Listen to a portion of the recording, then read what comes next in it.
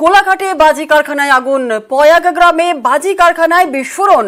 আগুন থেকেই বড় সড় বিস্ফোরণ এমনটাই জানা যাচ্ছে, আর বিস্ফোরণের অভিঘাতে কেঁপে ওঠে গোটা এলাকা।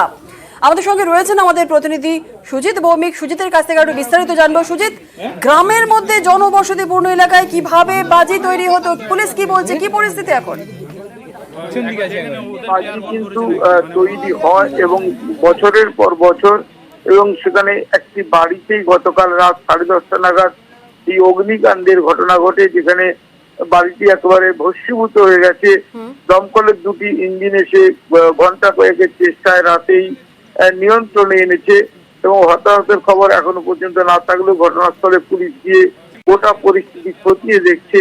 এবং এই যে কোলাঘাটের পয়াগ গ্রাম, এখানে এর আগেও এ ধরনের ঘটনা ঘটেছে, কিন্তু গতকাল রাতে যেটা ঘটলো সেখানে কিন্তু একেবারে বিধ্বংসী একটি যে আগুন, এবং তার ফলে যেহেতু বাজি কারখানা একসঙ্গে অনেক আতশবাজি এবং বলা যায় বোম থাকার সম্ভাবনা ছিল, ফেটে যে আওয়াজ একসঙ্গে কেঁপে ওঠে গোটা এলাকা, তার ফলে কিন্তু এলাকার মানুষ আতঙ্কিত হয়ে পড়েন।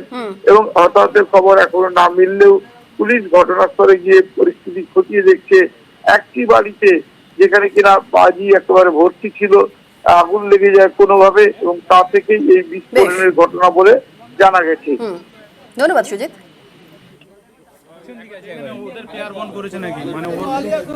আসছে পরবর্তী খবরে। কসবায় গোষ্ঠীদ্বন্দ্বের জের সেখানে গুলি বোমাম, দুই কাউন্সিলরের সমর্থকদের মধ্যে সংঘর্ষের অভিযোগ ওঠে। 107 নম্বর ওয়ার্ডের ঘটনা।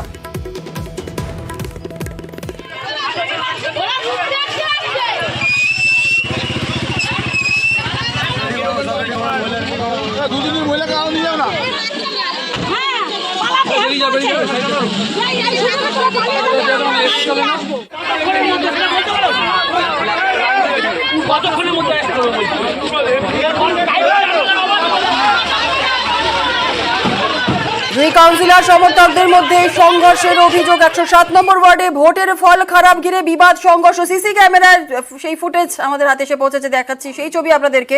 সংঘর্ষ যে সময় হয় সেই মুহূর্তের ছবি। কসবায় গোষ্ঠীদ্বন্দ্বের জেরে গুলি বোমা, দুই কাউন্সিলরের সমর্থকদের মধ্যে সংঘর্ষের অভিযোগ ওঠে। আরো বিস্তারিত বলবে আমাদের সঙ্গে রয়েছেন আমাদের প্রতিনিধি সমীর মণ্ডল। সমীর, দেখো, কসবা রাজডাঙ্গা ইন্দোর পার্ক এলাকায় তৃণমূলের গোষ্ঠীকন্দল চলল গুলি ও বোমা। কলকাতা কর্পোরেশনের 107 নম্বর ওয়ার্ডে বর্তমানের কাউন্সিলর লিপিকার মান্নার বিরুদ্ধে অভিযোগ দীর্ঘদিন ধরে এলাকায় কোনো রকম সুযোগ সুবিধা দিতে চায় না।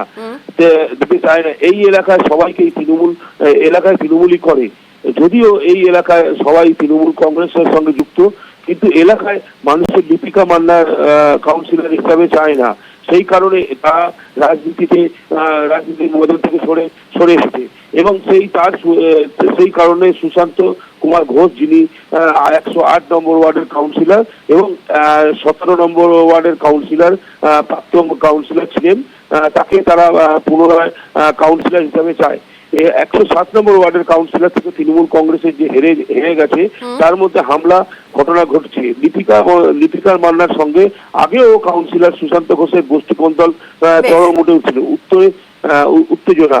স্থানীয়দের অভিযোগ, কাউন্সিলর লিপিকা মান্না লোকজন বাইরে থেকে এসে রবিবার রাতেই হামলা চালায়, এলাকায় বোমা ও গুলি চালায়, পালিয়ে যায়। ঘটনাস্থলে থেকে বেশ কিছু দূরে গুলির খোলও মিলেছে।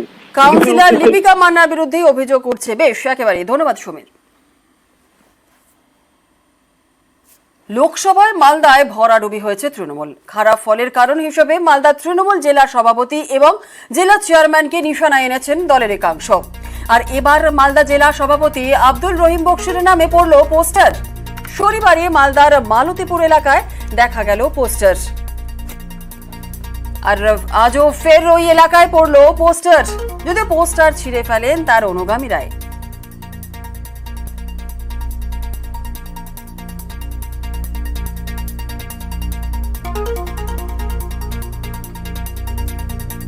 তৃণমূলে মালদা জেলায় গোষ্ঠীদ্বন্দ্ব সর্বজন বিদিত।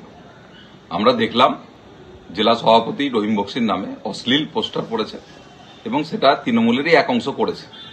এখানে তৃণমূলের একটা অংশ আর একটা অংশকে মানতেই পারছে না। এবং তৃণমূলের এটাই কালচার, যখন যাকে পছন্দ হবে না তার নামে অশ্লীল কথা, অশ্লীল পোস্টার পড়বে। এটা আমাদের দলের আভ্যন্তরীণ বিষয়। আমাদের এই হার নিয়ে বা হতাশাব্যঞ্জক রেজাল্ট নিয়ে আমরা আত্মসমালোচনা করব বটে, কিন্তু এটা দলের আভ্যন্তরীণ বিষয়। দলকে কালিমালিপ্ত করার জন্য রাস্তায় বা কোনো জায়গায় আলোচনা করে এটা দল বিরোধী কার্যকলাপ বলেই আমরা মনে করি। রেস্তোরাঁ মালিকের সোহমের মার্ফ নিউ টাউনের ঘটনায় নিন্দায় দেব। সোহম ভালো বন্ধু, এমনটাই বলেছেন দেব। তবে সোহমের এই আচরণ সমর্থন করি না জানালেন দেব। আর একজন জনপ্রতিনিধির এই আচরণ সমর্থনযোগ্য নয় জানিয়েছেন দেব। ক্ষমতা আছে বলেই তার অপব্যবহার চলে না মন্তব্য করলেন দেব। সোম ডেফিনেটলি আমার খুব ভালো বন্ধু, কিন্তু ওর ওই আচরণটা আমার একদম ভালো লাগেনি। এবং যেভাবে ও ব্যবহার করেছে একটা জনপ্রতিনিধি, সেইভাবে ব্যবহার, জনপ্রতিনিধি নয়, যে কোনো মানুষের এই ব্যবহারটা করা উচিত নয়। মানে আমরা পাওয়ারে আছি বলে যা ইচ্ছা তাই করবো, আমি সেটাকে সাপোর্ট করি না। এবং আমার মনে হয় কি প্রসেসের মতন কাজ করবে, আইনের মতন কাজ করবে, ওর এই ব্যবহারটাকে আমি সাপোর্ট করি না।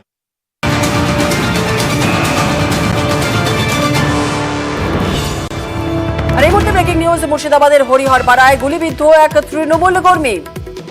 মুর্শিদাবাদে হরিহরপাড়ায় গুলিবিদ্ধ হলেন এক তৃণমূল কর্মী। রাতেই বাড়ি ফেরার পথে হামলা চালানো হয় এমনটাই অভিযোগ উঠছে।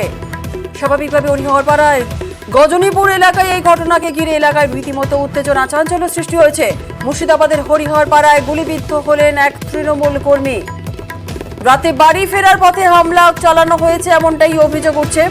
হরিহরপাড়ার গজনীপুর এলাকার ঘটনা, এলাকায় রীতিমতো চাঞ্চল্য সৃষ্টি হয়েছে। কে বা কারা গুলি চালালো এই তৃণমূল কর্মীর ওপর, কে বা গুলি চালালো পুরো বিষয়টি নিয়ে আপডেট নেব। আমাদের সঙ্গে রয়েছেন আমাদের প্রতিনিধি প্রণব। প্রণব, কি জানা যাচ্ছে? দেখো, গতকাল রাত্রিবেলাতে দুগ্ধ ব্যবসায়ী সনাতন ঘোষ সে যখন বাড়ি ফিরছিল সেই সময় খুব কাছ থেকে 4 থেকে 5 জন দুষ্কৃতী তাকে 5 থেকে 6টা গুলি করে বলে কিন্তু অভিযোগ। এবং গুরুতর আহত অবস্থায় তাকে সঙ্গে সঙ্গে স্থানীয়রা যখন চলে আসে, তারপর তাকে তুলে হরিহরপাড়া ব্লক স্বাস্থ্য কেন্দ্রে নিয়ে আসে এবং সেখান থেকে মুর্শিদাবাদ মেডিকেল কলেজে এলে কিন্তু সে কিন্তু মারা যায়।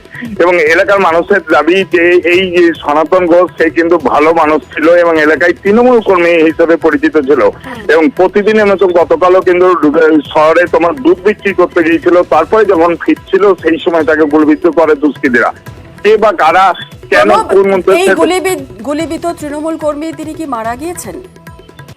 হ্যাঁ, তাকে মুর্শিদাবাদ মেডিকেল কলেজে নিয়ে এলে তাকে কিন্তু চিকিৎসকরা মৃত বলে ঘোষণা করে এবং এই ঘটনায় কিন্তু শোকের ছায়া নেমে এসেছে এবং পরিবারের পক্ষ থেকে অভিযোগ দায়ের করা হয়েছে ইতিমধ্যেই। এবং তৃণমূলের দাবি যে এই সনাতন ঘোষ কিন্তু এলাকায় সক্রিয়ভাবে তৃণমূলের কর্মী হিসাবে কিন্তু ছিল, পরিচিত ছিল এবং এলাকার পুরো সংগঠনের কাজকর্ম দেখাশোনা করত। এবং কি কেন তাকে গুলি করলো, কে বা কারা গুলি করলো, সেই ঘটনা কিন্তু তদন্ত করে দেখছে হরিহরপাড়া থানার পুলিশ। বেশ, ধন্যবাদ।